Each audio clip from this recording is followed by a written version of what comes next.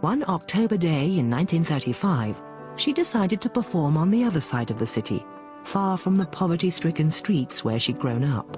She was singing in a small street near the Champs-Élysées, the Rue Troyon, and there were some people around, as usual, because she had already a really good voice. And among the people around, there was a man, very elegant, and he approached her after the performance.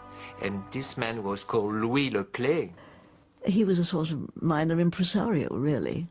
He was definitely homosexual, and so not everybody approved of him. He had this club where people went to have dinner 9 o'clock or so and go on cabaret singing till 3 in the morning. He was walking, he hears her, then he turns around. He says to her, "What's your name?" "I'm Louis Le Play. Do you want to come and sing in my cabaret?" The only thing Le Play didn't like about Édith Giovanna Gassion was her name.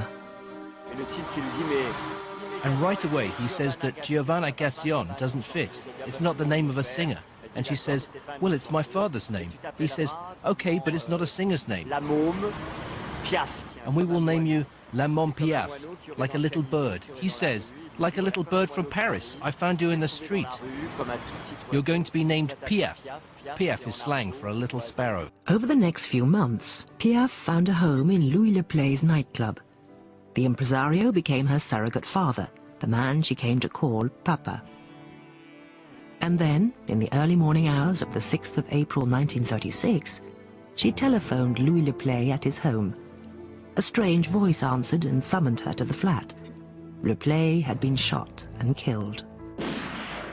And nobody has to this day ever found out who shot him.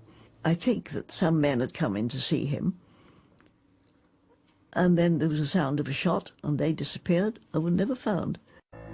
The shock of losing her friend and mentor was only part of the day's bad news. The police wanted Piaf for questioning. So during a few days, the police thought that she played a role in Le Play's murder, death, which is not true. Fortunately, in the end, they saw that she was not the sort of girl who would go around shooting an elderly homosexual. No point in it.